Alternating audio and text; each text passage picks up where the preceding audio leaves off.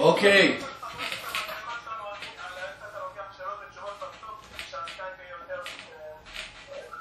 Okay. Good evening, everyone. We're doing this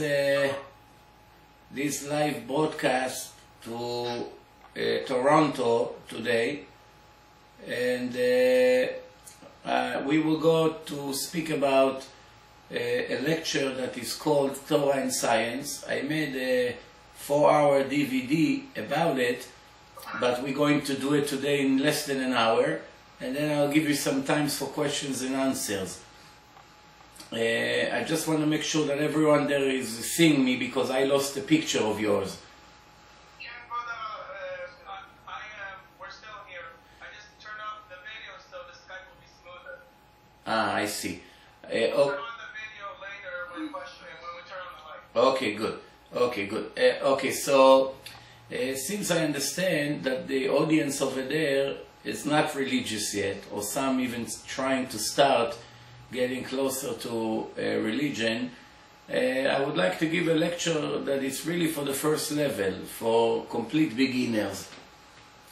When we start to give a lecture for beginners, the first question we have to ask ourselves is, what is the reason that at least 70% of the Jewish people in the world, from 13.2 million people that we have in the world, why at least 70% of them are not keeping the Torah and the laws of the Torah? That's the question we have to ask.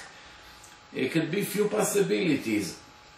One is that none of them really is aware of the Torah, or at least most of them. They don't know what the Torah is. Nobody ever taught them in school what the Torah is.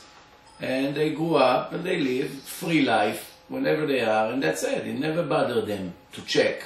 That's one possibility. The second possibility is that some people even went to religious school when they were young. Well, when they grew up, they found out that maybe it's too difficult for them to live in this kind of lifestyle.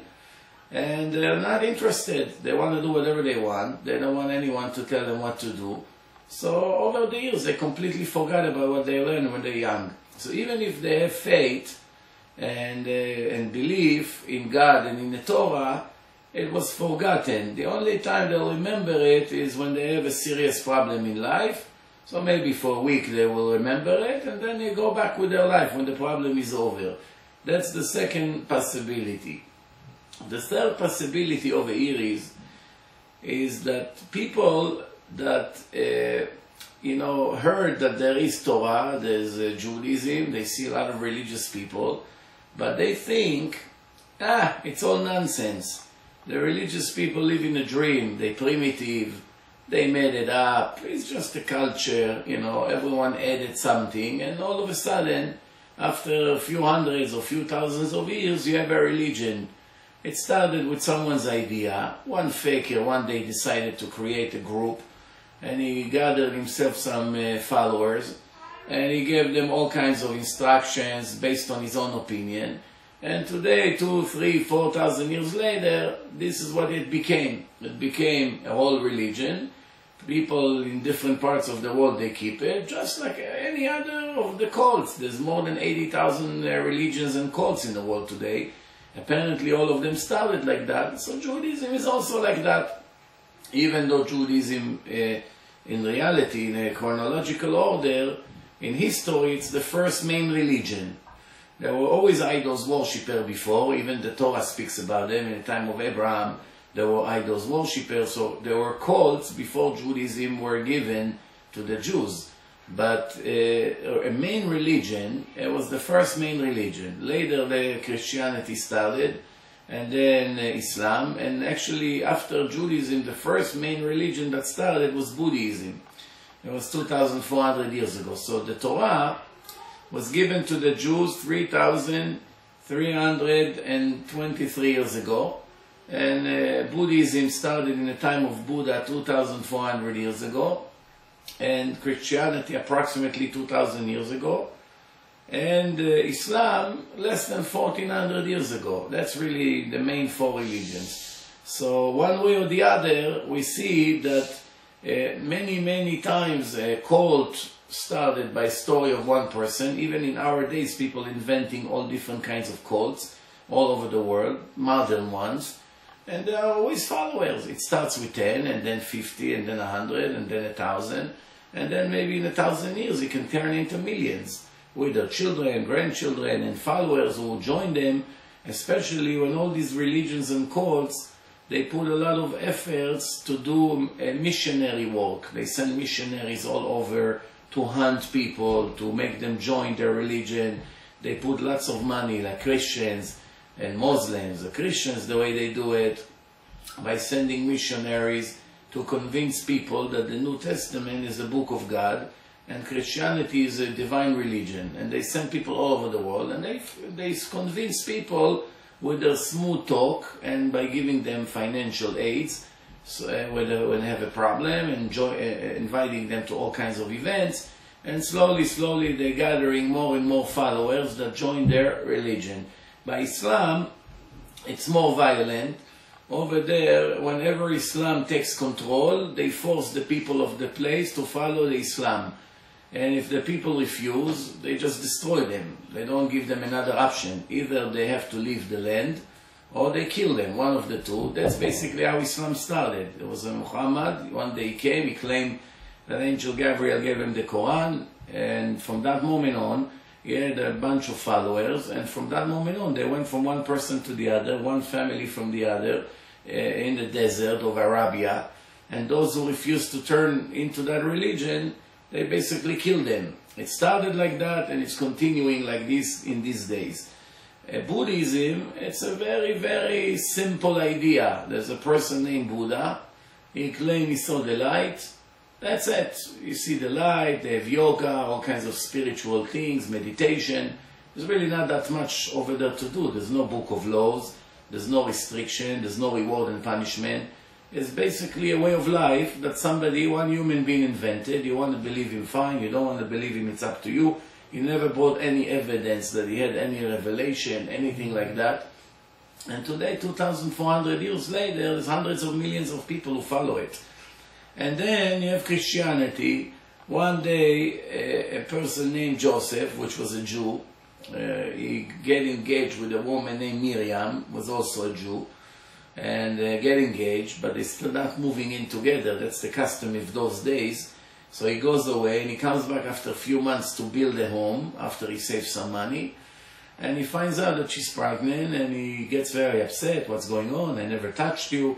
And she made up a story to save her life, that she's a virgin. God came to her in a dream, and he made her pregnant, and this is going to be a holy boy. And the story of Christianity starts with a woman that claimed that she had a dream, and God made her pregnant, even though she was a married woman. Officially, she already had Kiddushin, which is very, very strange. And from that moment on, she had only one option to save her life, because in those days, a married woman who cheated were executed, and with the men that she was with, both of them. It's called the Noef and the Noefet. The Torah say, Mot Yumatu, they have to be executed. So in order for her to save her life, she has to make up a story. He wanted her, he didn't want his love to die. So he covered her up, and that's it. Later they had a boy, and they started to tell the story, and after 70 to 300 years after his death, people started to tell stories about him. Nobody ever saw him. None of the first Christians ever saw who he is. It could be a total myth. Maybe this story never even happened. Nobody in history actually testified his existence. So between 70 to 300 years after his death, people started to tell stories, and whatever they told, you have to believe. Now, what is the problem between all these stories that I just mentioned when it comes to find the only real religion of God, if there is any religion of God? If there is a religion of God, how would we be able to find from 80,000 religions and cults which one of them is the real one? You're not going to sit 500 years and start investigating every religion and read all their books. Obviously, it's impossible. So the first thing you do is you go to the first one, because most likely the first one is more authentic than the others who try to imitate the first one. Not necessarily, but logically that's usually how it is. So you go and you check the first one, and then you go to the second main one, and the third, and the fourth, and you begin to compare. The problem that the Christians have is that they claim that the same God gave a second book. The God that gave the Jews the Torah in Mount Sinai 1300 years before JC was born, he is the one who gave them the New Testament. So it's the old one and the new one by the same author, which is the same God. And in that case, they put themselves into a very, very serious problem. Why? In order for them to prove that the second book is divine, he can never ever contradict in any way the first book, because it's the same one who gave the book. If I write a book, part 1, and then I write part 2, the names have to be the same name. The people in the story have to be the same people. The event in the first story has to continue from where they stop. There cannot be any contradiction in dates, in names, in marriages, in status of people. I mean, once you have one human error, then it shows you right away that the second book is fake. It was never given by God, because we expect this God, by giving us a book after he created such an amazing world, we expect him not to make human errors that people, silly people, sometimes make. By God, it's either perfect or it's not from God. There's no in between. So when we read the New Testament, we find in every chapter human errors. Not that we only find human errors, we find ridiculous human error in a level of kindergarten or maximum first grade. Is it possible that God would write such a silly book with so many mistakes?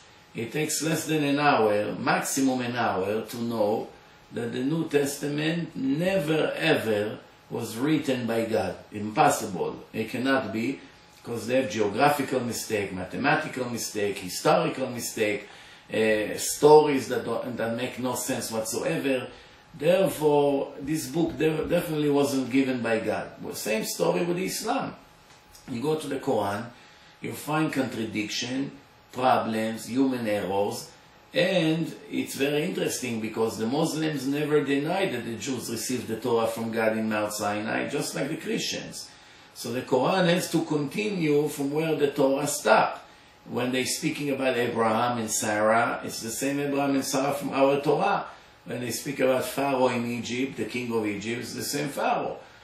But there are mistakes in the Quran. For instance, they take Pharaoh and they take Haman, which was born almost 1,000 years later in history, and they fake a conversation between Pharaoh and Haman, two wicked people that are mentioned in Judaism.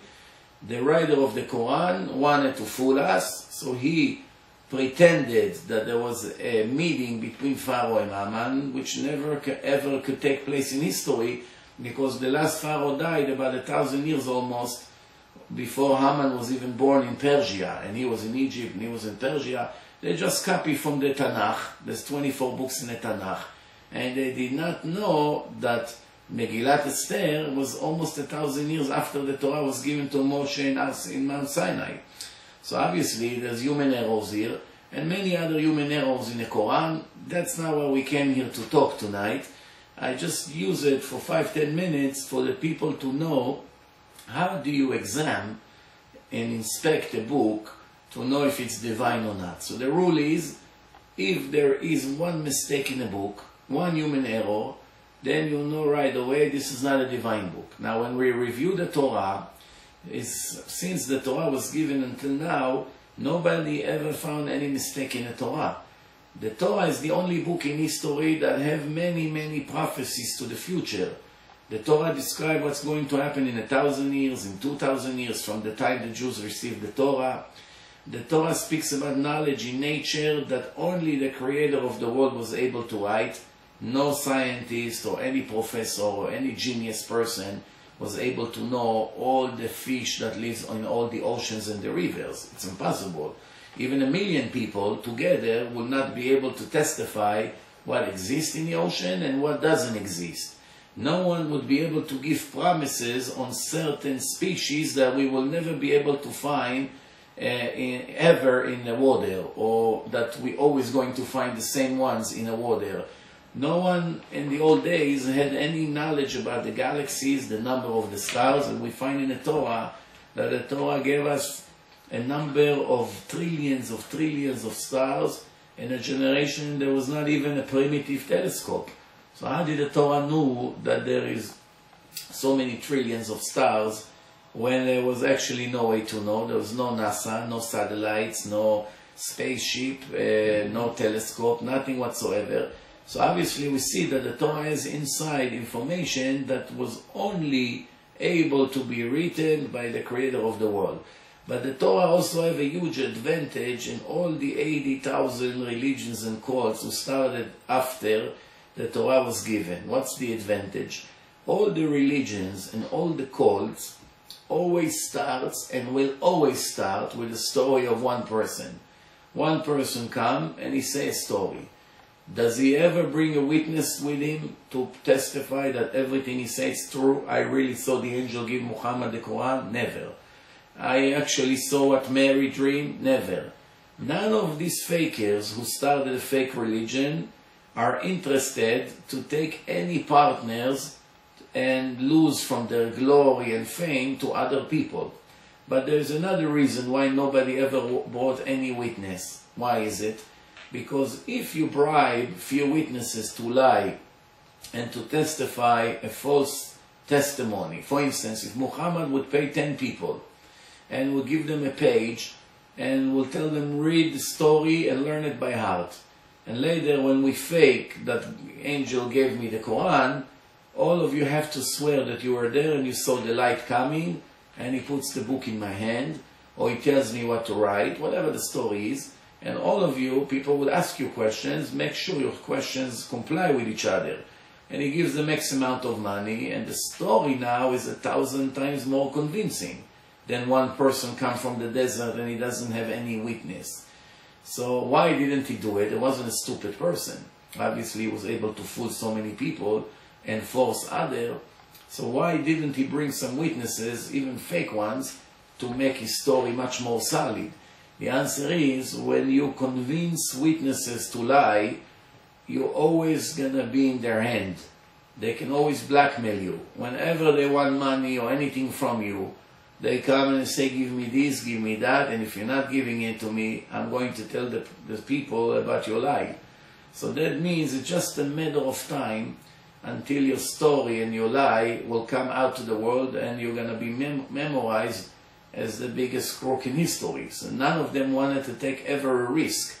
That's why all the religions started with a story of one person that nobody ever saw. So right away it starts with a 50% doubt. Did it happen or not? 50% doubt without a doubt. Everyone agree. Even the Christians admit that nobody saw Mary having a dream. And the Muslims also, in their books, they testify that Muhammad came by himself. Same thing Buddha. That he claimed he saw the light, nobody ever was near him to see this light or to see him seeing the light. Or any one of the cults, the same story, always one person, and he convinced all the others that that's what happened. All you need is 5-6 people to believe you, and then you begin to form a group, and then it's expanding over the years. But the Torah is a different story. Why? Because millions of Jews stood around Mount Sinai when God spoke to Moshe. Every one of them heard the voice of God. Every one of them saw Moshe go up to the mountain for 40 days and coming back after 40 days with the 10 Commandments and the Torah. And every one of the Jews is a part of the actual Torah. Let me explain what I mean. When you read the New Testament, as I said before, was given to many, many generations after JC died. So the people who received the book, the first people who started to write the book, John, Matthew, Mark, Luke, all these books, the evangelists, they gave it to the people. The people who received those books have nothing to do with the story. They are the audience. They are receiving a book. They are not a part of the movie. They are not a part of the book.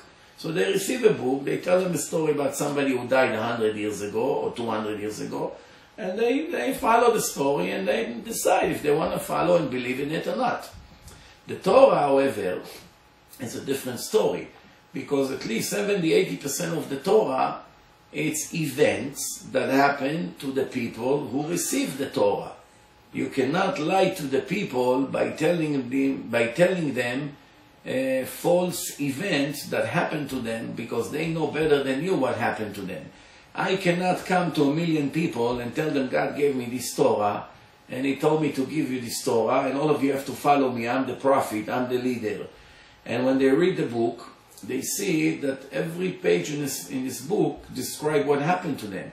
They were in Egypt, they used to be slaves, the Egyptians used to torture them, and then God made miracles, and all kinds of plagues happened in Egypt, and every firstborn died, and God made a miracle, and the Red Sea split, and the Jews went through, and the Egyptians drowned, and bread is falling from heaven, and so many miracles that each one of them looks, it's against all odds.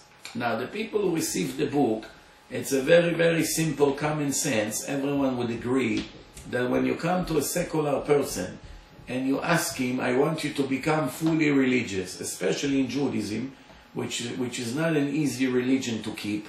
There are many, many laws and traditions. So if you come to a secular Jew and you tell him, tomorrow morning I want you to become Haredi, fully Orthodox, from A to Z, and he will ask you why, so you will tell him that's the truth and that's it. Start keeping the laws. What's the chance it would happen? Maybe if you're lucky, maybe 1 out of 1,000 would agree. Everyone else would laugh at you. You're telling me to keep it just because you believe in it? I'm not even interested to read it. That's what's really happening. So the question we have to ask, how millions of people all of a sudden, overnight, became fully Orthodox? How all these traditions and laws that most of them looks very strange to human logic, how all of a sudden millions of people started to keep the tradition and transfer it to their children, and it's going from generation to generation, if when they received the book, they had to read the entire story of what happened to them and to their fathers and their grandfathers, and all the events that describe in the Torah actually happened to them. Now, let's think logically. If one of the miracles that describe in the Torah, there's 100 miracles in the Torah, each one is against all odds. If they receive the book, they have all the reason in the world not to keep the book. They're not interested to become religious. They want to be free. Like most people always wanted to be free. Until today, nothing has changed. Human psychology is always the same. So what reason they have to cooperate with Moshe? Moshe supposedly is their biggest enemy. If he gives them now a book that claims that God gave it to him, and from this moment on you're not allowed to steal, you're not allowed to cheat, you're not allowed to do all kinds of things, this food is good, this food is not good, marriages are limited, not everyone you can marry, there's all kinds of restrictions that they were not aware of. So all of them now have to live completely different than yesterday. They have all the reason to fight against Moshe. How they will get rid of him in 5 minutes, all they have to do is to find one mistake in a book. Because once you find one mistake in a book, everyone would know right away that this book is not divine, because God doesn't make mistakes. So let me give you an example. I had a few years ago a debate with a Christian priest, a professor for Christianity. You can see it on my website.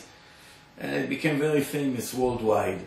And close to the end of the debate, I asked this priest, I asked him, tell me, if we find a mistake in a book that claimed to be the book of God, do we all agree from that moment on that that's it, it's not a divine book, it was a fake book? He said yes, because we both agree that God doesn't make mistake. He agreed with me.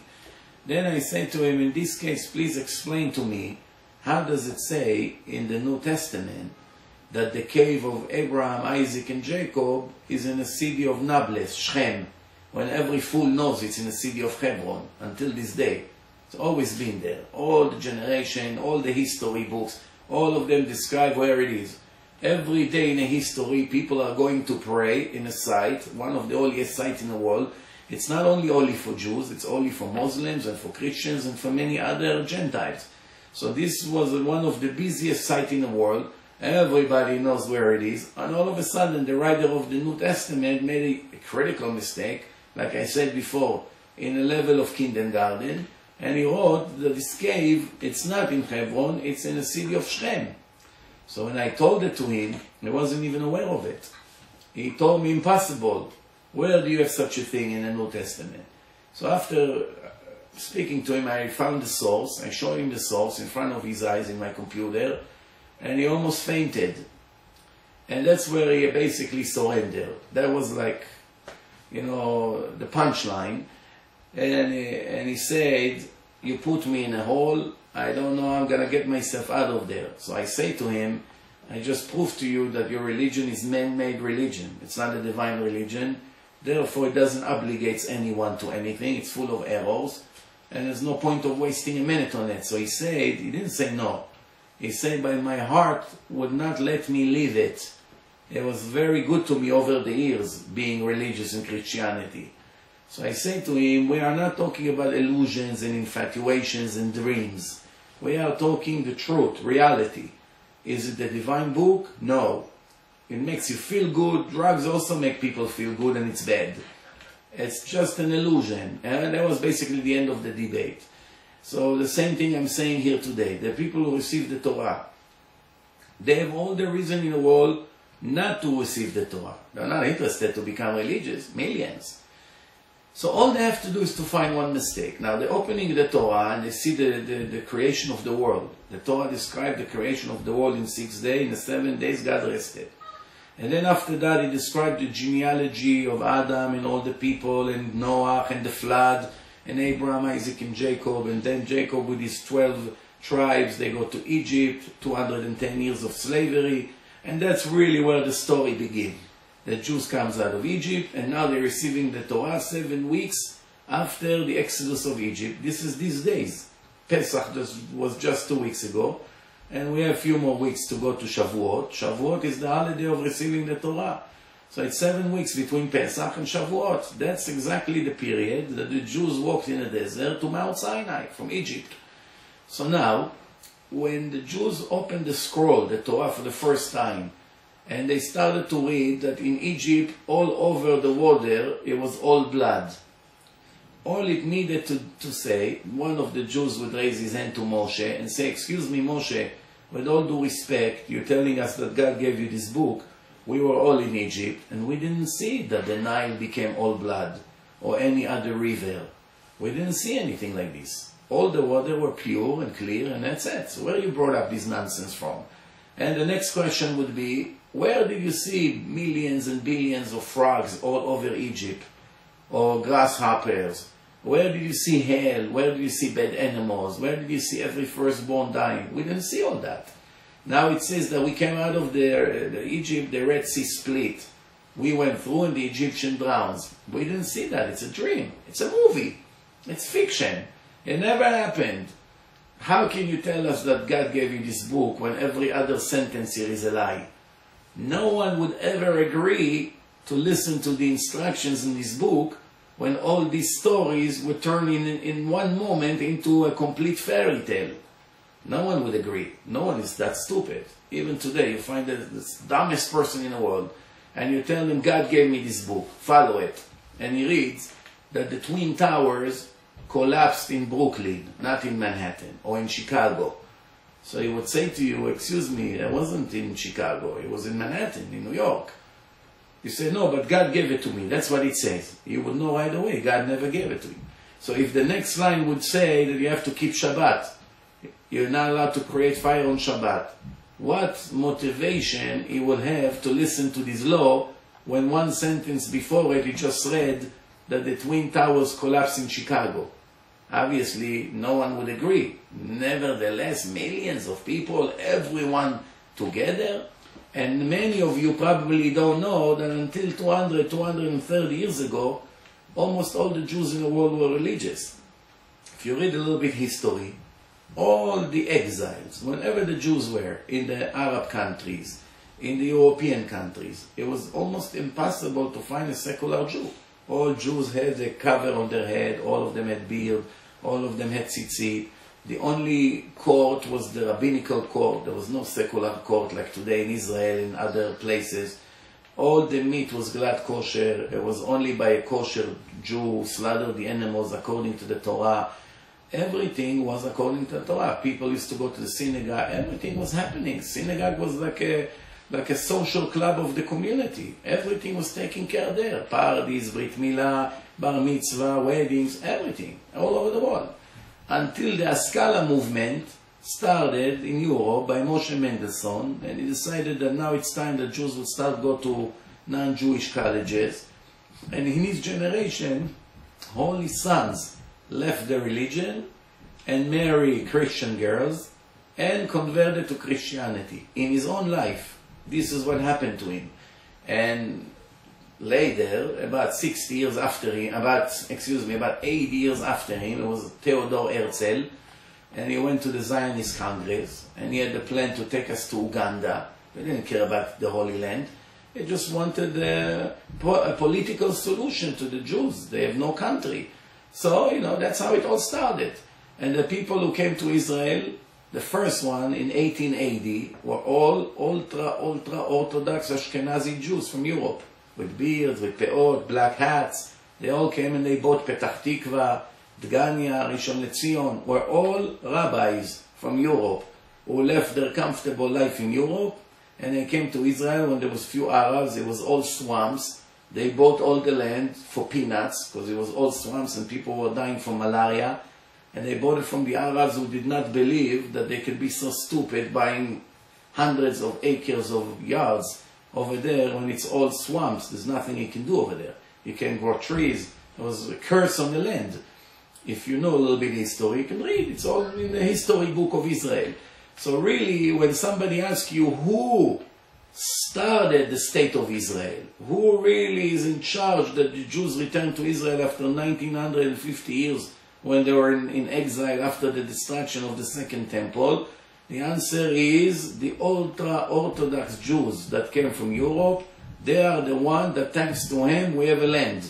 Not the communists who came later.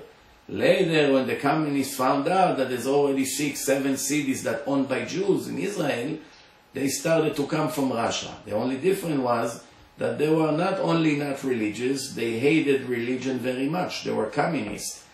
And they came with the ideas of Lenin, and they made the Histadrut, the Zionist Histadrut, with the red card, and they wanted to make Israel a country like Europe. No Torah, no religion, to look like the Goyim. If you have some of their movies, what was their plan? And that's how it was. And later they took control of Israel because they became the majority. And from then on, Israel is a secular state. The problem for them is that in the last 25 years, there's close to 1 million Jews who made tshuva, became religious. Most of them are in Israel, some of them in the United States, and some of them in other countries. But there's a repentance movement now in Israel, which is very, very strong. 20, 30 years ago, there was hardly any synagogues. There's some old one for the old people, and there was really hardly, there's no activity. Today, there's hundreds of yeshivot, with hundreds of people who sit and learn. These people 5, 10 years ago were all secular, and now they're all very religious, and it's growing, and they have children, and the amount of religious people is growing more and more and more. There's more than 100,000 people who sit and learn Torah. That's why now it's becoming a very serious problem in Israel that the secular people cannot tolerate anymore. How there's so many yeshivot, so many synagogues, so many mikvaot, and the religious people are taking over cities and places and develop, and it's becoming a cultural fight between the religion and the secular people. Let's conclude so far what I said is like this.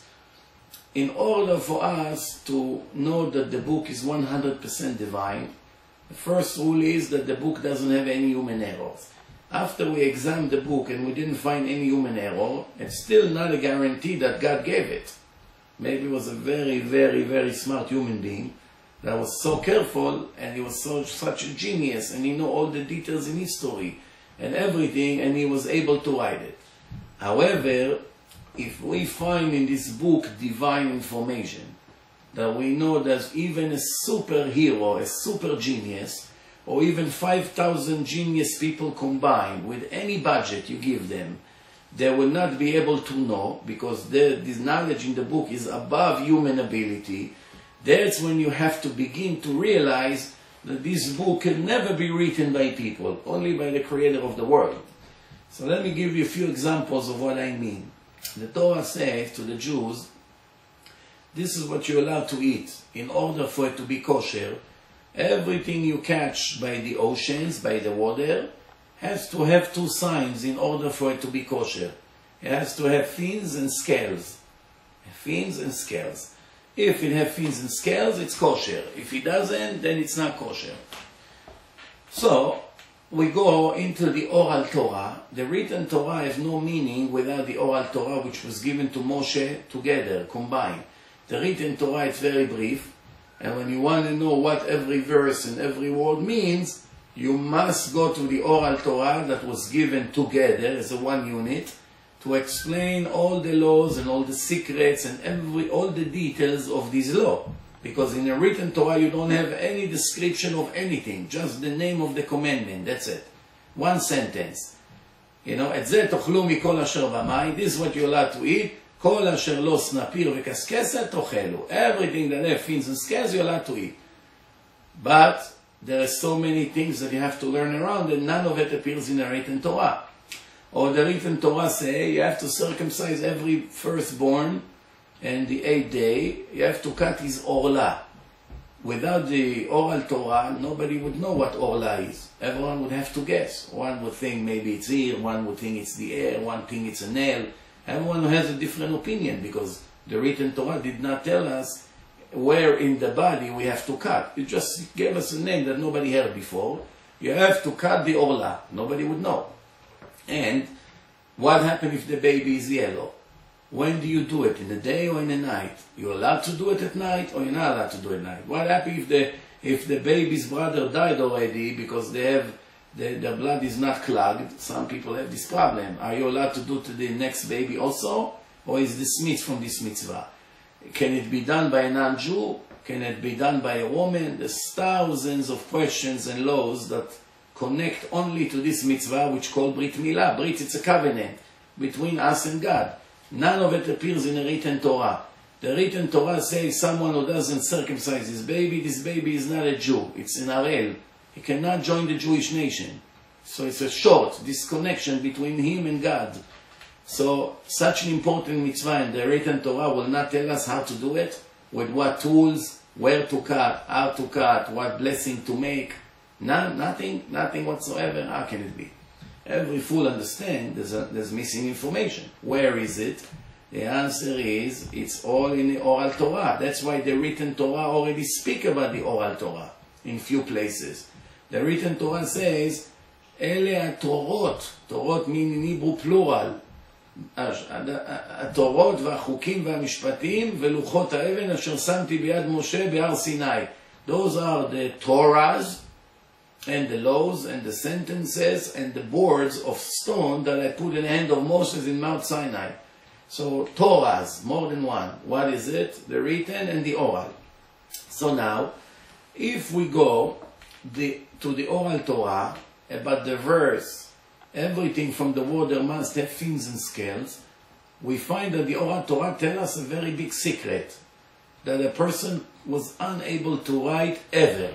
What does it say? It says like this: everything in the water that have fins, that have scales, must have fins.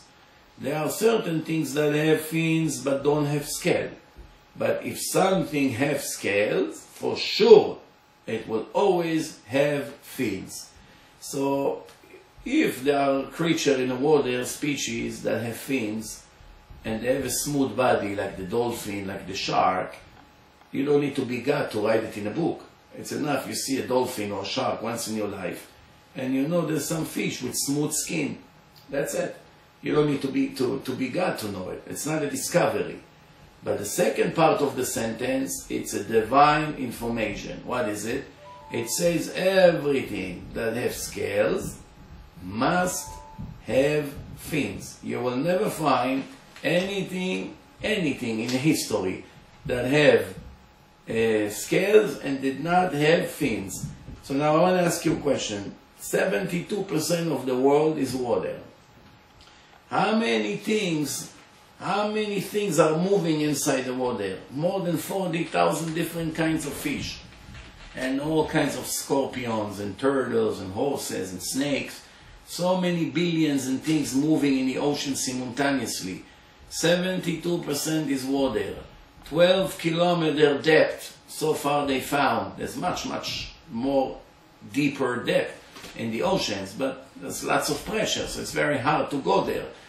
But one way or the other, we all know there's no human being in history that was able to watch 72% of the world, all the water, you know how wide is the ocean, and to watch every inch of the water simultaneously all over the world, and to write in a book, this species doesn't exist. How does he know?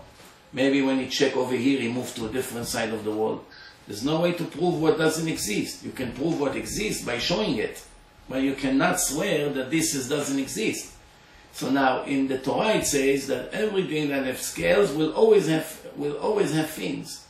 So all we have to do is to find one snake in the water that will have scales, and it finish with the tail, and that will be the end of Judaism, the end of everything. Why? Because the Torah says if you found scales in the body and you didn't find fins, that will be the first human error. And then we would know that God never gave the Torah. Let me give another example. The oral Torah say that the Western world will never collapse. After the second temple destroyed, it says in Shir HaShirim, "Ine ze omed achar kotlenu." Shir HaShirim is one of the books of the Tanakh, from 24 books. And it says, here is the wall, our wall, standing. So the Midrash, which is a part of the oral Torah, it says why the Western wall will never collapse. Because God sworn that He will protect this wall from any problem. It will never collapse. So what could be easier than knocking down a wall? Especially if you know history. The first temple was destroyed by the Babylonians, and it had 4 walls around it. The Babylonian came and they knocked down the walls, but they did not touch the western wall. Then the Greeks came. That's the story of Hanukkah. The Greeks came, they came to Bet HaMikdash, they occupied it. They did not knock the western wall, or, you know, it's still standing. Then the Romans came. They destroyed the second temple completely. Somehow they left the western wall. There were hundreds of wars where the wall is. The Fatimim, the Seljukim, the Muslims, the Armenian, the Arabs, the Persian, so many empires who occupied the place and had horrible disaster wars over there. Somehow the wall is still standing. There was a massive earthquake a few times in Jerusalem. All the houses collapsed, the western wall is still standing. Not that many people know that the western wall has no cement that putting the bricks together, and the bricks are very, very big. All you have to do is to shake the ground severely, and they're supposed to slide on the head of the people there, because it's just standing by the weight, but the walls are still standing. Not that many people know that when the Arab came about 1300 years ago to build their mosque there, the gold mosque, that's where the Holy Temple used to be. It's no coincidence why they came over there to do it. When they came to build the mosque, they had two options. One, the mountain was very, very high. And they have to make their mosque very high. This is the Muslim law, that the mosque has to be the highest in town. And they realized that the old people won't be able to climb 10, 15 floors to go all the way up. So they didn't know what to do. They say, we have to make the land of Jerusalem, the floor, we have to bring it up. Now I want to ask you a question. What's easier? To shave the mountain? It's 400 meter by 400 meter. To take about 500-600 workers with shovels and make them work a week. They take all the sand out and they lower the height of the mountain. So if the mountain was 30 meter high, from the way we know it now, it will go down to 15 or to 10. You understand? It's going to be a lot lower. So you can lower it as much as you want. Now what's easier? To lower 400 by 400 mountain, or to increase, to make the entire land around it, of the entire city of Jerusalem, higher? So if you ever went to Jerusalem and you go under the ground to the tunnels there, they will show you that they decided to make Jerusalem higher. So they made arches, and then they built another floor, and they made arches again, and they built another floor, and on top of it they built their homes. which is very interesting. They work 20 times more than what they should have worked. The question is, how they were so foolish. It was a lot easier to shave the mountain and make it lower. Why does it have to be so tall? The mountain can be smaller, and on top they'll build the mosque. There's only one problem. If they would shave the mountain from the top, then the western wall, which is on the side of the mountain, would have to be lower and lower until it disappeared completely. And the Torah promised the wall will never fall. It will always remain in the present language. Ine ze omed. Here it is standing. So whenever you read the Torah is eternal. It will never be changed. One letter in the Torah will never be dismissed, ever. So you read in the Torah, it says, here is the wall and must be a wall. Now tell me please, what human being, in case you have a doubt who wrote the Torah and you think a person did it, what human being will take such a risk writing that a wall that it takes 1 or 2 hours to knock down will never ever collapse in history? Doesn't he know that the other 3 walls were knocked down in minutes? And this wall is just a matter of time until the enemies of Israel will knock it down? Why will it take such a risk to write such a prophecy when it's not in his hand? The answer is, it's not a man, it's a divine prophecy, and 2,000 years later we see that as usual it was always right. There are hundreds of prophecies in the Torah and thousands of prophecies in the Tanakh. You don't find one prophecy in the Quran. The Muslim call Muhammad Prophet Muhammad, not one prophecy in the entire Quran, besides prophecies that they copy from the Tanakh. The name of Yechezkel, Yeshaya, Jeremiah, that's not considered a prophecy. You and I can also copy it to our diary. Let's not make us a prophet. We are talking authentic, new prophecies by Muhammad, none. He did not try to predict the future, not even once. Why? Because he knew he's not a prophet. He knew he's lying to the people about the Quran. He knew he never got it from God. And obviously he doesn't know what's going to happen in 100 years from now. So why make himself look like a fool? When the time of his fake prophecy would come, everyone would know he was a liar. That will be the end of their religion, and his memory will be destroyed for eternity. So he did not give any prophecies. The question we have to ask, why they call him Prophet Muhammad when he never gave even one tiny prophecy? Not to talk about all the mistakes in his book. Not that many people know that he had many wives. 4 of his wives had each one of them a different Quran in his lifetime. How many different versions the Quran has today? Hundreds of versions, hundreds. The Quran in Kuwait, and the Quran in Iraq, and the Quran in Iran, and the Quran in Malaysia, and the Quran in Israel, they all have differences, some minor and some substantial differences. Now, if the book is divine, everybody understands that if one letter is erased or added to this book, it makes it human. That's not a divine book anymore. There's interference of human errors. The Jewish law say that when you write a Sefer Torah, it has 304,805 letters. If you missed one letter, or one letter touched the other, which means 2 letters became into one, this Torah it's not kosher and doesn't have any holiness in it.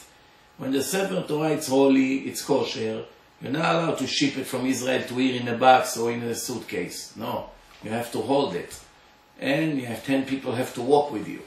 So how do they ship all the Sifrei Torah, all of them written in Israel? There's thousands who were shipped to America. How they ship it? They just don't finish the last word or the last sentence. They leave it open. Once one letter is missing, the Torah is just a piece of paper. Once you conclude the last letter, the divine form of the text has completed. Just like in the internet. If you have an address, let's say you have 50 letters in the address, and in between there's a dot. And you did everything correct, but the dot is missing. The computer will not enter that site. Only one dot. Or you made an extra space by mistake, it won't open it. Torah, it's either 100% divine or it's 0, it's nothing. So by them, I said to the priest, you have more than 150,000 different versions of the New Testament in Christianity. 150,000 different books when there's only one Torah all over the world. when the Jews had no connection between one continent to the other. The Jews of Asia, the Jews of Africa, and the Jews of Europe, they did not know of each other. It's thousands of years that they're in exile. They didn't know. There was no internet, telephone, cameras, ways to communicate like today, that you can speak to your parents on Skype, or I can give lectures to Canada in Skype. Those days are new. None of it existed hundreds of years ago. So the Jews, when they finally gathered in Israel 60, 70, 80 years ago, they all brought their Torah and a mezuzah and tefillin, and everything was the same. Same Brit Milah, same tefillin, same Kiddush, same laws of Shabbat, same everything. Same Torah. The one who came from Russia and the one who came from Syria, the Arab Jew and the Russian Jew, standing one next to each other, look completely different, speak completely different, eat completely different food, dress completely different, even have different names, opening the Torah scroll letter by letter, 304,805 letters identical. Now you have to remember that the Gentiles, the enemies of Israel, were always after the Jews to destroy them and their religion. Always. Anti-Semitism, it's an epidemic. Always been, and unfortunately will always remain. So it always bothered the Goyim, or at least the majority of them, that the Jews are religious in their religion. So they did everything they can to make all kinds of decrees, like the Greeks, the Romans, the Philistines, that the Jews would not practice Judaism. So this is a religion that everyone wanted to destroy. It remained 100% divine as it was in Mount Sinai. And their religion, which was completely free, nobody wanted to destroy Christianity. They had freedom, Islam is freedom and power, and they made thousands of mistakes. And I asked the priest, I told him, tell me please, if God gave you the New Testament, like you claim, and you have 150,000, since then I updated my information, it's more than 200,000 copies of the New Testament.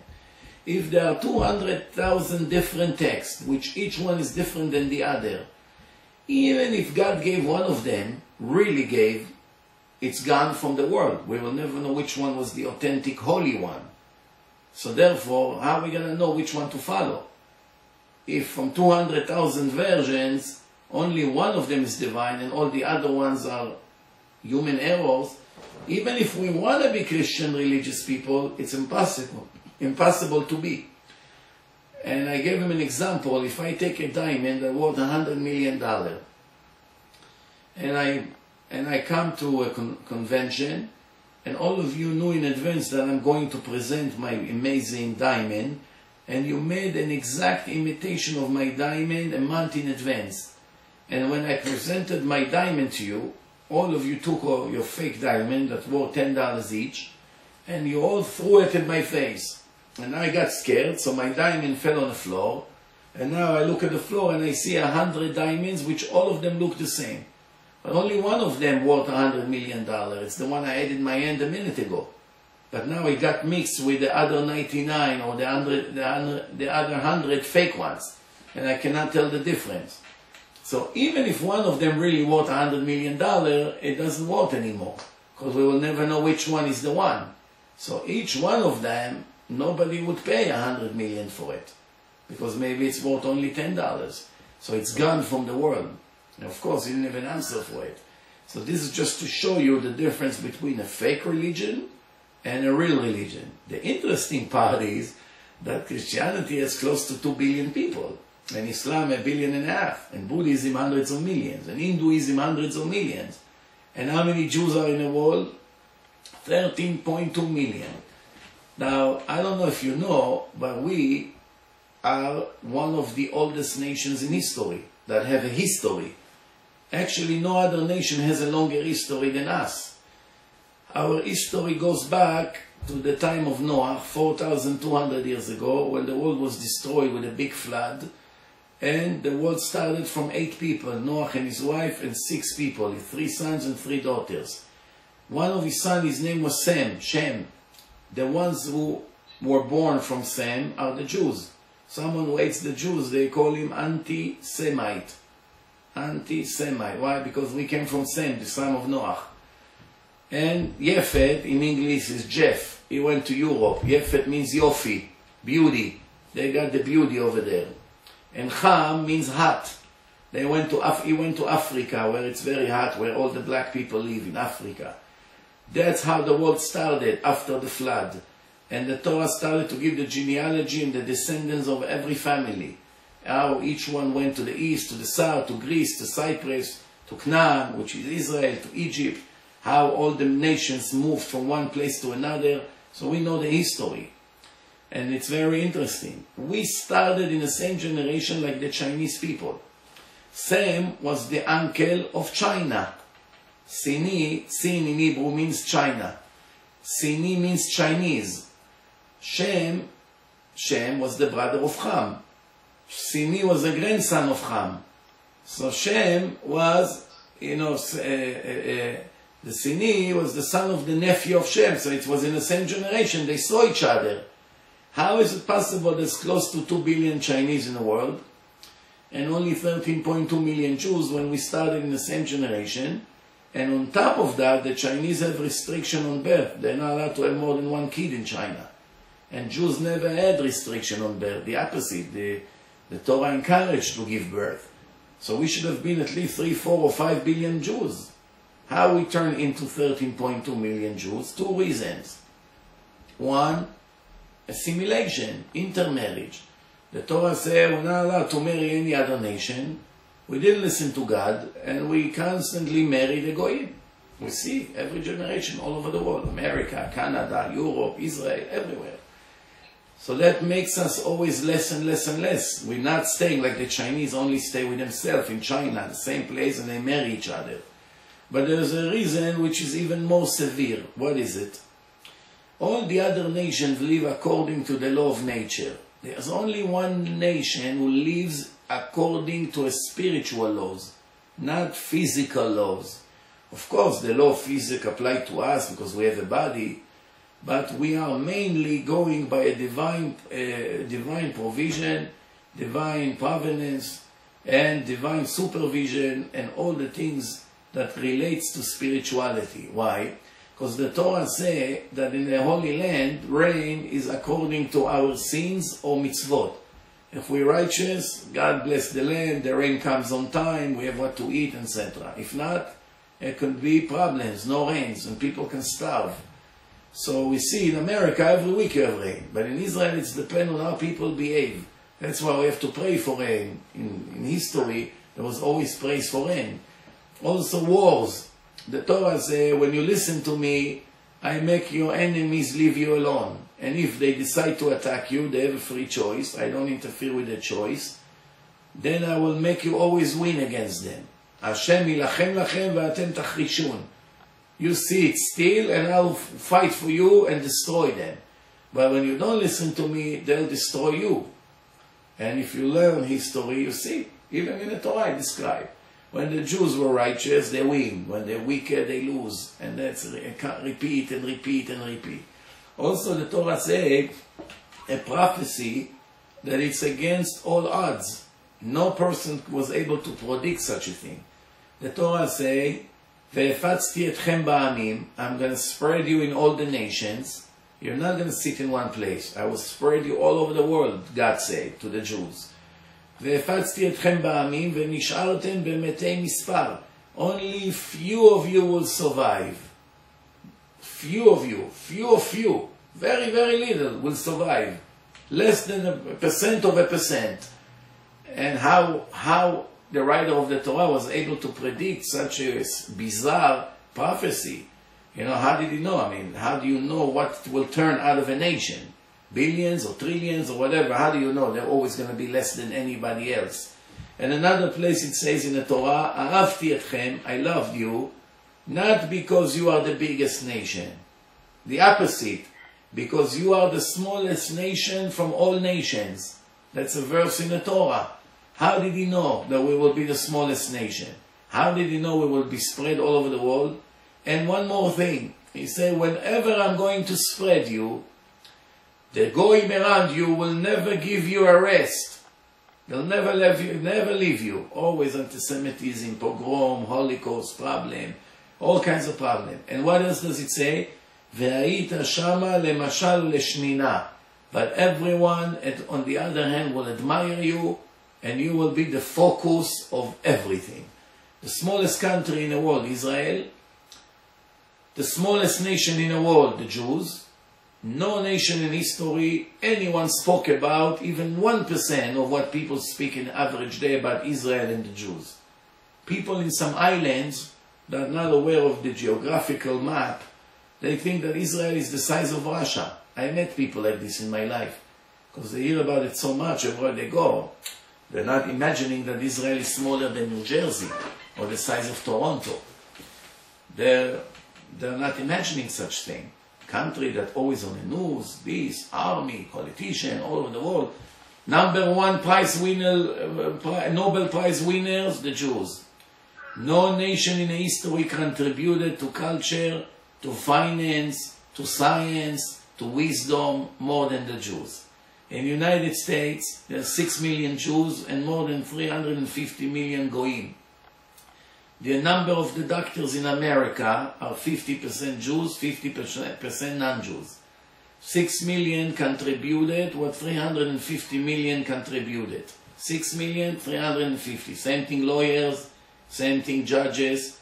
The biggest billionaires in the world are Jews in relation to their number in the world. For every 100 Jews in the world, you have the highest number of wealthy people and more very successful. Every field in the world, the Jews are always dominate, and they always been, and they will always be. The Torah say, the Jews are the center of the world, they are my children. I chose you from all the nation to be my children. It's a verse in the Torah, even the Goyim admit it. Many times in the past I heard Goyim, Christians say, you are the chosen people. And they speak about us as the chosen people. The Torah called God the God of Israel, not the God of the Palestinians, not the God of the Arabs, not the God of the Chinese. Why not the God of the Chinese? They are the biggest nation in the world. No.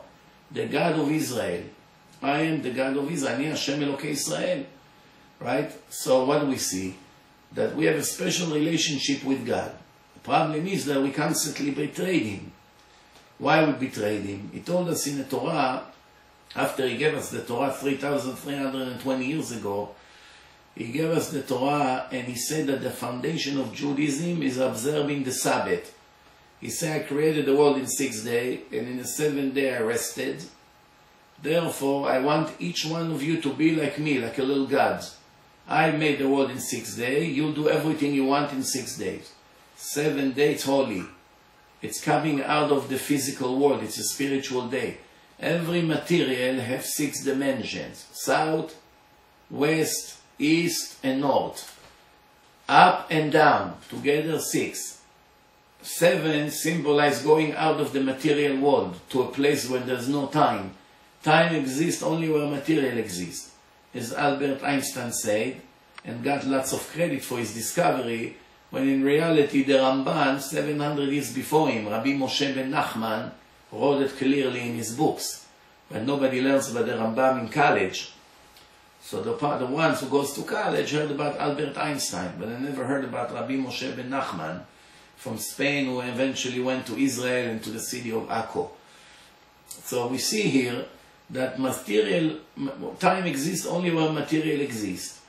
And the 7 days symbolize the spiritual world, what comes in the afterlife, the life of eternity.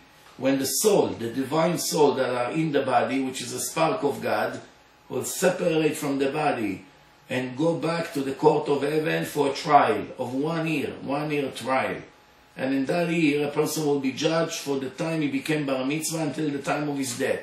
Every event, every word, every step, every move, every transaction that he did for good or for bad, he will receive his reward or, God forbid, his punishment.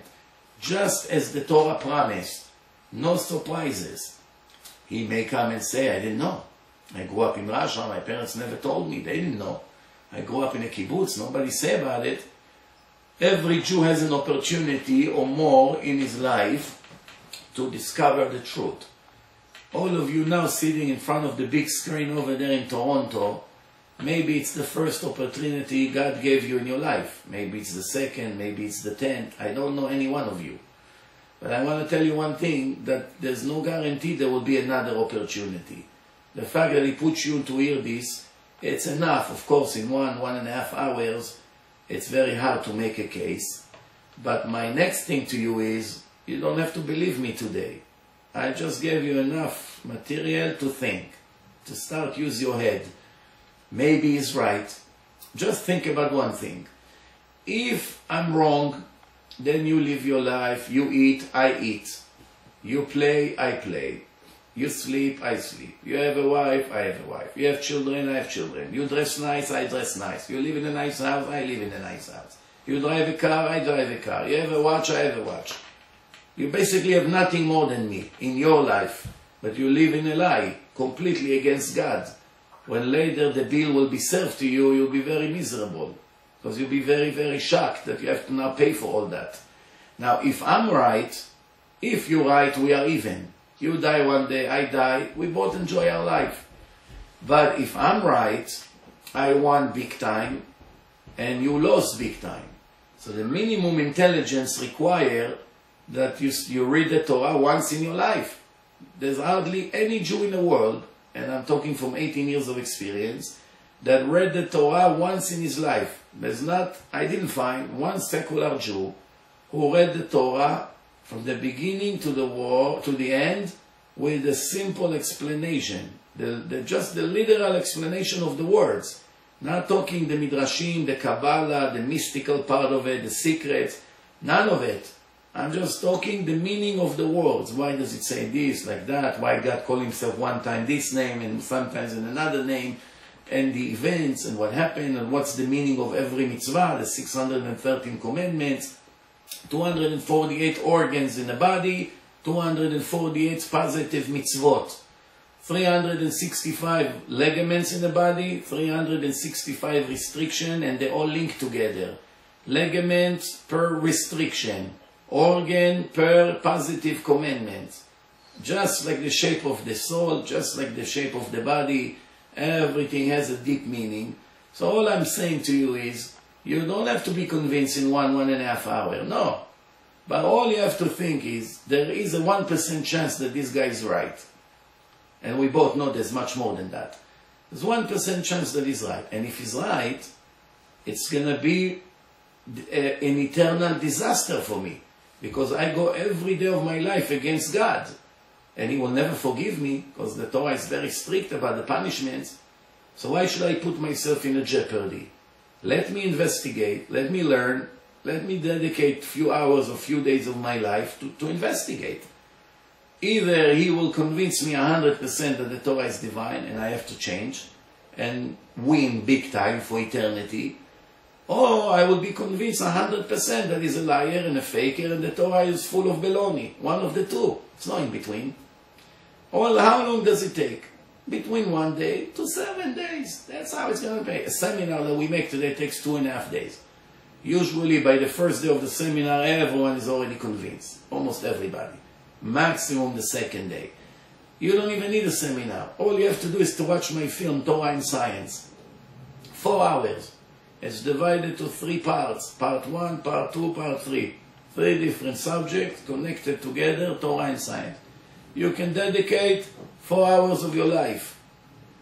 And if you find out that the Torah is divine, as I promise you, you will after watching this film, the question is, what are you going to do with this amazing information you just gained?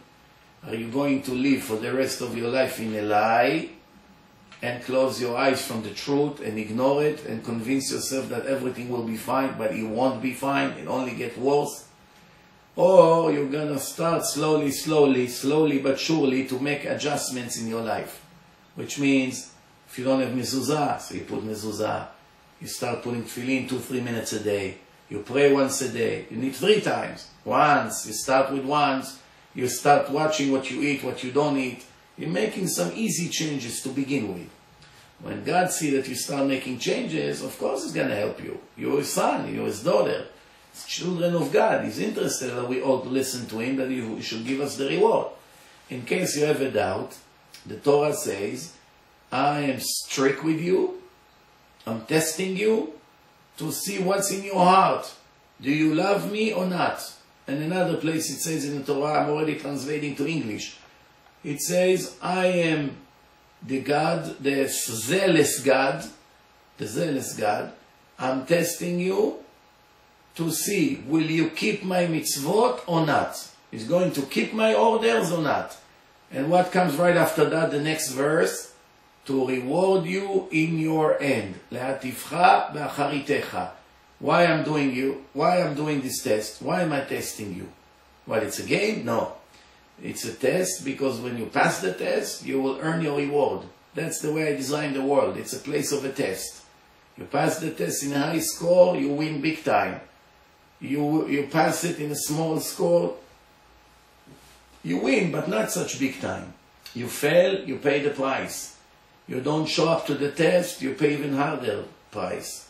Why? You cannot run away from me. I'm God, I'm your creator. I give you oxygen, I give you water, I gave you your house, I gave you your wife, I gave you your money, everything you have. Every breath you take is thanks to me.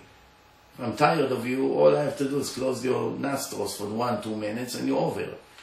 So basically every breath we take, it's not for free. We are in the middle of a test and we have to prove that we're worth it. The problem is that 80%, 70% of the Jews have no idea what they live for. You ask them, what do you live for? To make money, to be successful. So why 90% of the people in the world are poor? Then someone else will tell you to be healthy. Most people are sick in some kind of a sickness.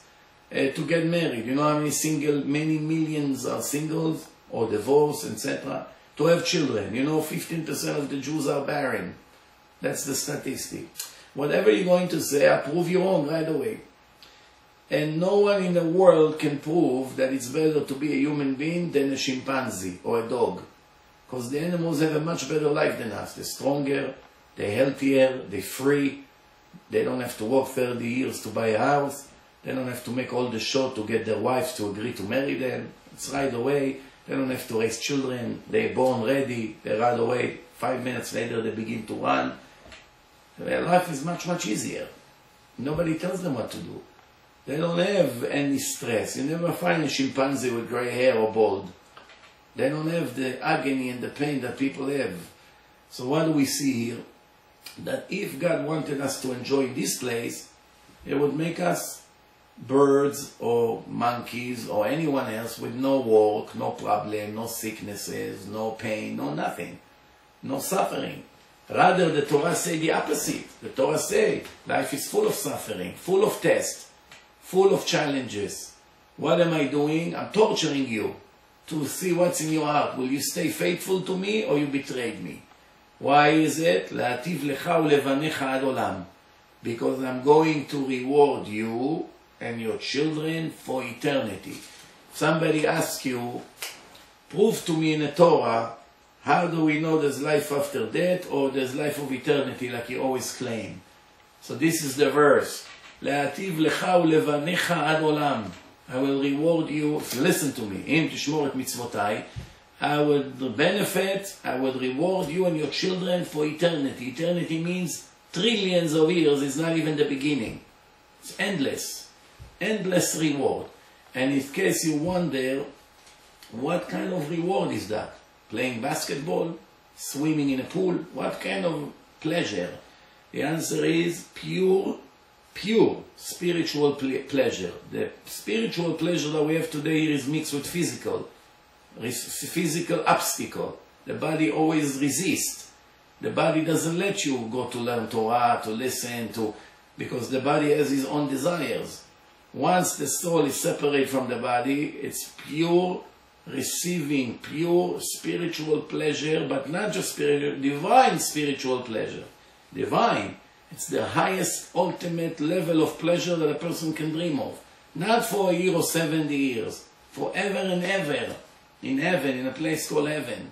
Souls only, no bodies. Unbelievable pleasure. The Torah says, there is a question in the Torah. How come God made it very clear to us what's happening in hell? That's where the wicked people get punished after they die. Like Auschwitz, fires, suffering, people are screaming, all kinds of horrible things. But He did not describe to us exactly what happened in heaven. So the Torah say, trying to explain to people here in a physical body what's the pleasure in heaven, it's like trying to explain a blind person what the color blue is. You can never explain to him colors, because he never saw colors. So you try to tell him, you know, blue, it's like the sky. He said, what's the sky? It's similar to green. What's green? It's very relaxing. How is it relaxing? Nobody understands, because he doesn't have it in his computer, in his brain. He cannot imagine what exactly blue or red is. So the Torah says like this: if you take all the pleasure of all the people, of all the generations, combine, whatever, food, vacation, money, women, anything you can think of, art, hobbies, any possible pleasure of every person ever lived here, not the 7-8 billion that lives here today. Everyone who ever lived here from Adam until today, every person, men, women, children, combine all the pleasure they ever had, will not be equal to 1 hour of the pleasure of one Jew in the afterlife. 1 hour, one person in the afterlife greater than this entire world combined. Where does it say it? It says, יפה שעה אחת של קורת רוח בעולם הבא מכל חיי העולם הזה. 1 hour in the afterlife of pleasure is greater than this entire world combined. That's divine words. It's not an Israeli Knesset member that promised pleasure, and 2 days after the election he doesn't remember who you are, or in a Congress. This is the creator of the world that testifies on himself that he's the ultimate justice. He will never receive bribe, nobody can bribe him, he will give everyone exactly what they deserve. So you may ask me, well, we don't really see the divine justice in the world. We see dictators, very bad people, they live, they control, they have money, they enjoy life, and they make a lot of people miserable and nothing happens to them. And then on the other hand, we see people learn Torah, doing good things, and they have cancer, problems, die young, sicknesses, aggravation, all kinds of opposites. What's happening here? The answer is the Torah says that the wicked people, since everyone does some good in his life, God say, Ani El Ha'emet ve'atzedek, I am the God of the truth of and the justice. Asher lo yisa panim ve'lo yikach shochad. I will not prefer anyone and will not receive bribe. Ani El Kana, I am a zealous God. Meshalem le'sonai el panav la'avido. I'm paying my enemies cash to their face to get rid of them. I will not delay the reward. I will pay them in their face. El panav ashalem lo la'avido. I will destroy them by making this limited payment that I owe them here in this temporary world, that I don't have to give them anything in the afterlife, which is eternity. That's why the wicked people celebrate here, control the politics, the media, etc. But the righteous people, I delay and postpone their eternal reward. I don't want to pay them in a temporary place. That's why when they die, their souls will receive all their rewards. Now I want to ask you a question. People say, the Torah says that someone who doesn't keep Shabbat has to be executed to death.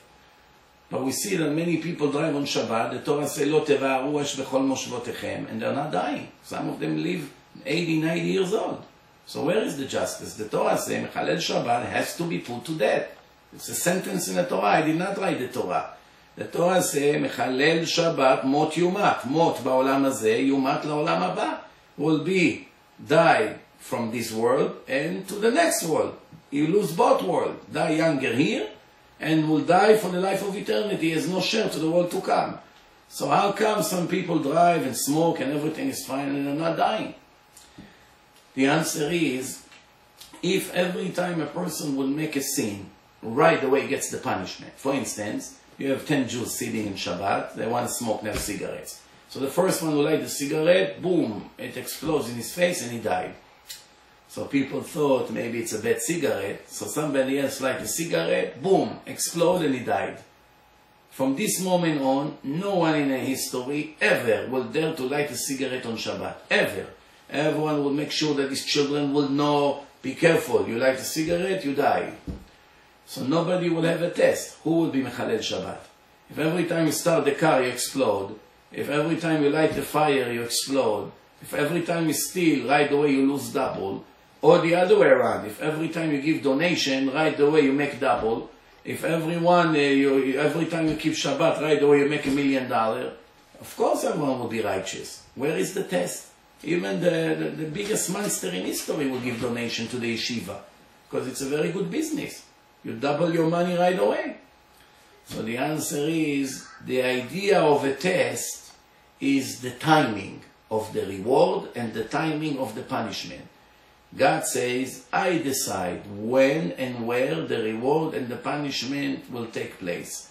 It's not instant. If it would be instant, there is no test. It eliminates the free choice. If every person would be afraid to make a mistake because right away he's going to die, nobody will make sins. No one will dare to steal because right away you lose double. It's enough you stole once and you lost double, never to repeat that mistake. The idea is that you have a book of instruction.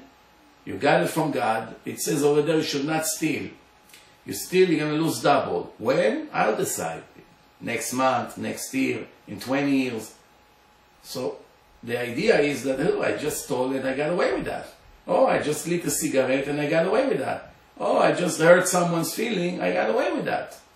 You get away with that in your dream, in your imagination, yes. In reality, nobody can fool God. And remember one more thing, and then I'll give you some time for questions right now. No one in history ever lost by eliminate his own wishes and surrender to God's orders. No one. For instance, if a person has a business and he makes good money on Shabbat, no one ever lost by closing the business, even though he makes less money now every week. But no one in the long run can ever lose a penny for listening to what God told him, especially when his wish was the opposite. He wanted to open on Shabbat because he makes money, but he eliminated his free choice, and he did what God told him. For that, he's going to get a huge reward. Is it possible to think that a person is sacrificing for his Creator to listen to his instruction and his orders? For that, the Creator of the world will give you bad for the good? Right, he's ungrateful. Even I asked somebody this week, I told him, tell me, if I would do a big favor to you and I save your life, would you appreciate me, or you want to stick a knife in my back? So of course I would appreciate you for the rest of my life. So I asked him a question. I said, let's take a Hamas terrorist. If he was about to die, he's drowning in a lake, and I ran and I jumped and I took him out and I saved his life. Tomorrow when he comes to murder all the people in my synagogue and he sees me, do you think he's going to shoot me, or he's going to say you can go out? So he says he's probably going to let you go. I said this is one of the biggest monsters on the world, that murdering children. Why he didn't kill me? Because when he saw he was about to shoot me, remember that 2 months ago I saved him from drowning in a lake. So I told that person, was a doctor, I told him, tell me now, Mr. Doctor, do you think God is worse than a Hamas terrorist that murdered children? That's your opinion about God? I said, no, God forbid. Why you say such a thing? I said, because you think that by you listening to God, you're going to lose money. How can it be? He told you, I will bless you in everything you do thanks to this mitzvah. So why are you thinking you're going to lose? So he started to say, no, you're right. There's no logical explanation. Because we only understand immediate results, immediate outcome. But that's not what the Torah says. The Torah says there is a test. And the reward and the punishment is yet to come. For sure. No question. Always. When? We don't know. He decides when and where and how. But remember one more thing. You can never ever lose by listening to the instruction of Torah. Torah means Ora'ah in Hebrew. Ora'ot, instructions. If you have any doubt about the Torah, all you have to do is watch my film, Torah and Science. That's it. You watch it, pay attention to every proof there, pay attention to part 1, part 2, part 3, to the end, and it will help you to start a new life. I want to open the microphone out there, if you can, and if anyone has questions for me, now it's the time to ask.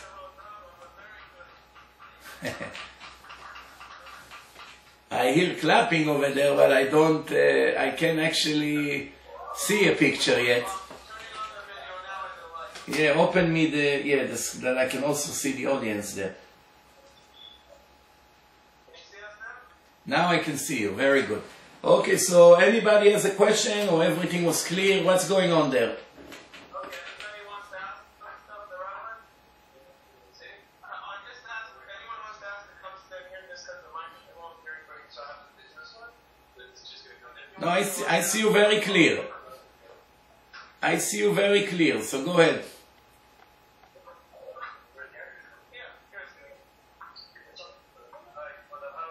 Yes. I want to first of all, thank you for this school. You are saying Shahyanu, and you have to realize, Rabbi, that I feel in Toronto in the summer, doing Bodhidut, when I hear your videos at night, I thank Hashem when I was able to do good.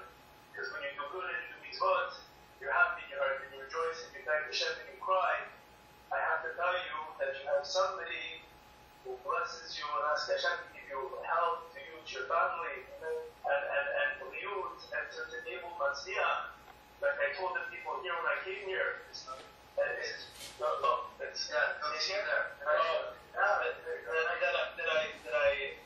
That I've never seen somebody as faithful as you to Hashem. HaKadosh Baruch Hu must bless you and pray for you because you give me the desire to get closer to Hashem. So when I'm alone in the field, when I'm alone in the field and in the park and I pray to Hashem, bless, please, Rabbi Mizrachi. I don't know how I pressed YouTube and he connected to my heart and to my neshama. My Yetzirah hates it, doesn't want to press the button, do anything, but don't listen to his shiur. But I wanted to thank you, Rabbi. You know, with me, my name is Eliezer, so I really fit my name, and Hashem is very patient with me. Baruch Hashem, he gave me a wife that you taught in Brooklyn. I'm from Montreal. I met my wife. She's from Brooklyn, and we settled here. Renati Albaz. I don't know if you remember. She was in seminar in where? In Merkaz with you. And I just wanted to tell you that I appreciate your lectures, and I'm very loyal to your listening. And you know, for me personally, and I'm so overwhelmed. I'm happy. I saw your name that you were going to appear. I didn't know if you were in person. I came to this office. I couldn't wait. And we're talking about me coming. Hopefully next month I come physically to Toronto. We're going to organize a lecture. If all of you will help together, we can do one night over there. Hashem, I'd like to take the mitzvah to do it. And it's funny, Rabbi. You know, sometimes I see Hashem and everything, and I listen to you, and my conscience. You want to do what Hashem's will. You know it's emet. His Torah is emet. But you know, you see your face. You're growing hair. You're older. You have white in the beard. It's the old man. You know, and then you shave it. There's a part of you that feels bad. But like you say, nothing happens. You feel bad. It goes away. Something happens where you get stressed from work, and then all of a sudden you fear Hashem. You go right to the forest. Hashem, help me. Borei Olam, please help me. Then he helps you, and then you forget. Time forgets. Somebody who's Shomer Habrit, Hashem Shomer Habrit, it takes 1 second, 2 months later, and you fall, and then Chatati Abba Shebashamayim, Tikkun HaKlali, what do I do? And you know, I don't want to have to be scared to pray to Hashem and to do what Hashem wants, you know, in order to do well. I want to feel what I feel now, all the time, when Hashem is, you know, when I feel secure and I don't feel like Hashem is upset with me, you know, but I see that everything is from Hashemayim, and it's a zchut, Rabbi, and I'm going to finish here, that I'm here, that I have you in front of me, and I thank HaKadosh Baruch Hu, Elit Pamim, Hashem, your name should be blessed, Elit Pamim, to give me this zchut, because it's only thanks to you, Hashem, that you had chesed and rachamim on me, that I was able to come here to listen to you, Rabbi. Thank you very much, I appreciate it. Thank you very much. You can see it. Hi, Rabbi. Yes. Aaron Cates. I'm organizing the Yes. with Habib. I wanted to say hi. I also wanted to say that I'm very grateful that you took the time. I'm very blessed to have you in my life. I feel like you're my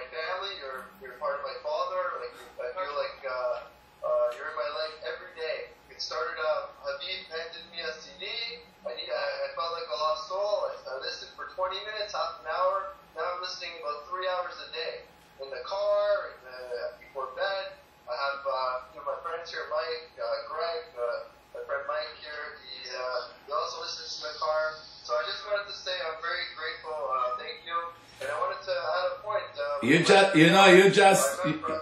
helped me. My wife to Israel a few years ago, about 6 years ago, and she pointed something out. It was her first time there. It's my third time.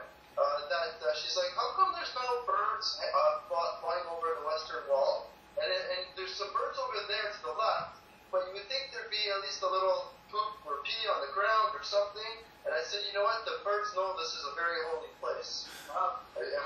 You know what? I want to tell you, you just helped me to prove what I always tell people for thousands of times. What's the power of one CD? When a person receives CD, there's more than a 50% chance to save his soul forever. And you see, you got the CD and it changed your life, and now you're organizing this evening, and maybe Bezrat Hashem I'll come in a few weeks there, and more people will come. It's always a chain reaction, the power of one CD. Very good. Okay, so guys, if anyone else has more questions, if not, we'll see you soon, Bezrat Hashem. Any more questions or no? Anyone else have more questions? Mike, Mark? Oh, okay, sorry. So, want to come to the speaker? Oh, okay. Okay, yes, one person. So. Okay, good. So, what was your name? Rina, nice to meet you. Yes, hi. How are you, Rabbi? Okay, thank you. Hashem, I'm not sure if you remember me, but I was one of your students in Merkaz. Yes. And when you're here, Bezrat Hashem, we left the house to live in Thornhill, which is literally 2 blocks away from the Kehillah Center. Very good. I arranged something there, Bezrat Hashem. I've been there like 15 times already. Now it's time. I'd love it for you to be at home. No, we will. Feel the rock and Ashkenaz, yeah? Very good. Soon, Bezrat Hashem, in a few weeks. Rabbi, Yeah. sorry, that was my wife. I just have one more question. How come during your whole shiur, I don't know why, but I'm usually a strong character guy, but I feel like crying the whole shiur. No, because the soul is listening, the conscience, the musar, that shows that the soul is good, is pure. And a person feel like crying when he makes tshuva, when he listens to words of Torah, it's a very good indication. You can be a very big tzaddik. All you need is to want to be and to learn Torah, and if you do it, nobody can stop you from it. And that's basically 90% of the people. All they have to do is make a decision and work very hard, and they'll do it. All right, guys. I have one more thing about Yeah. Torah again. The evil inclination, you have no idea. Well, actually you do, I'm sure you know. But between me and Habib, every day, every other hour, something would pop up. Even as far as booking this boardroom, I booked it a month in advance or a few weeks in advance. Someone from the office, it's a mortgage company, had booked the same boardroom, but they didn't put his name in the thing. He booked it 2 months in advance. So we had a little conflict. He took a smaller boardroom and I had to take the bigger boardroom. There was a lot of challenges, and yes, I'd like to get a bigger turnout, and hopefully next time we'll get The Satan is... Just to give you an idea, I'll go in and I'm not going to let... the Satan is a job. He's trying to prevent repentance and Torah. That's his job, and it's always go difficult. All right, it was great pleasure talking to all of you. Thank you very much, Chaviv, also. Thank you very much. Chodesh Tov. All the best. All tov. Shalom.